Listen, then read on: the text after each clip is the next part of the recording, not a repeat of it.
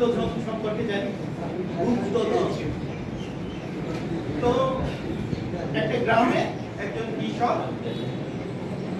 আগে গরু দিয়ে লাঙল জোয়াল নিয়ে মাঠে লাঙল বইত না।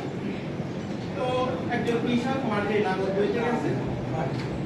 মাঠটি তার বাড়ি থেকে বেশ দূরে একটি বিলের ধারে। তো উনি প্রতিদিনের ন্যায় লাঙল বওয়া শুরু করছে, গরু দিয়ে হাল চাষ শুরু করছে।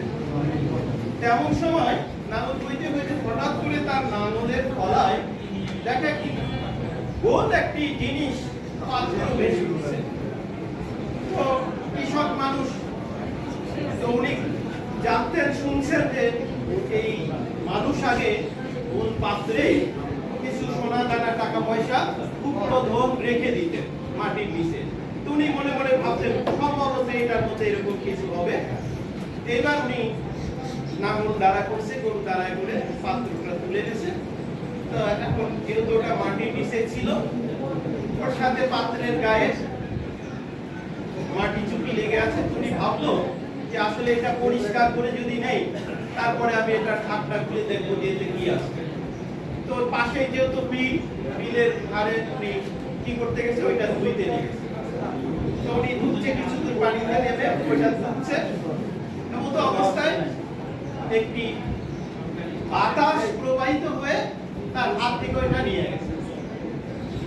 উনি ধরতে যায় আর ধরতে পারে না, উনি ওইটা চলে গেছে, পানিতে নিয়ে চলে গেছে। এবার উনি ওই যে ওনার চিন্তা ধারণা ছিল যে এটার মধ্যে ভালো স্বর্ণ অলংকার দামি পদার্থ আছে, আমি এটা পেলাম। হ্যাঁ, তো যখন চলে গেছে উনি সেন্স সারা মধ্যে হয়ে গেছে, হায় হায় কি হলো। এবার উনি নাঙল গরু গুছাইয়া এবার বাড়ির দিকে রওনা দিছে আর বলতেছে, আয় আমার কি হলো, আমার না পাওয়াই ভালো ছিল। আয় আমার কি হলো, আমার না পাওয়াই ভালো ছিল। এবার বাড়ি আসে একই কণ্ঠে খালি, আয় আমার কি হলো, আমার না পাওয়াই ভালো ছিল। এবার তার স্ত্রী, গ্রামের মানুষ তো বোকা শোকা মানুষ, তো আসে জিজ্ঞাসা করছে, তুমি এরকম করতেছো কেন? হ্যাঁ, আমার না পাওয়াই ভালো ছিল। কি পাইছিলে? ওই একই কথা, হ্যাঁ আমার না পাওয়াই ভালো ছিল, না পাওয়াই ভালো। তো তখন স্ত্রী তারে ধাক্কা মারিতেছে, তুমি কি কও, ভালো করে কও, কি পাইছিলে? আরে আরে শুনিস নে, এই নাঙল গতি যায়, আমি একটা এক পাত্র সোনা দানা পাইছিলাম। ঘটনা হচ্ছে আমি বলে গেলাম যে পাত্রটা ধুয়ে নিয়ে বাড়ি আসবো।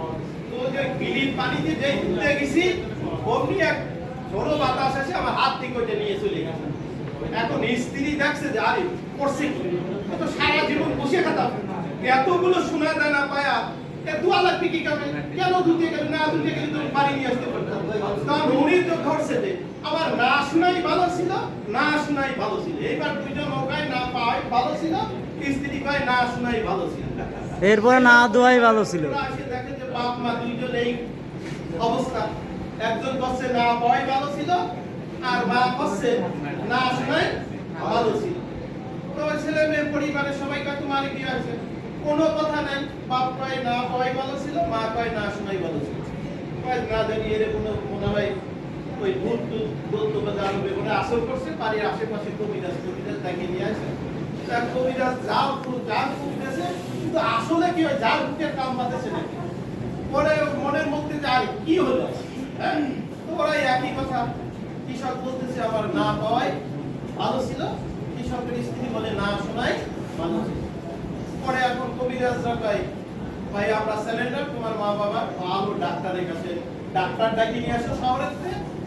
এর মনে অন্য কোনো মেন্টালি কোনো সমস্যা হয়েছে, তো ডাক্তার ছাড়া এই রোগ ভালো করা সম্ভব।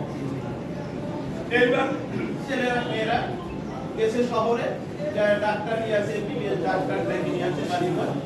এবার ডাক্তার আসে, বসাইছে, কি আছে আপনাদের বলেন। আর শুনিয়ে না, তখন তাদের একটু সেন্স দিচ্ছে, বলছে কৃষক বলতেছে যে এই কাহিনী আমি এরকম নাগর বুঝে দিচ্ছিলাম, একটি গুপ্তধনের পাত্র পাইছিলাম, আমি ধুতে গেলে সেটা ভাষায় নিয়ে গেছে।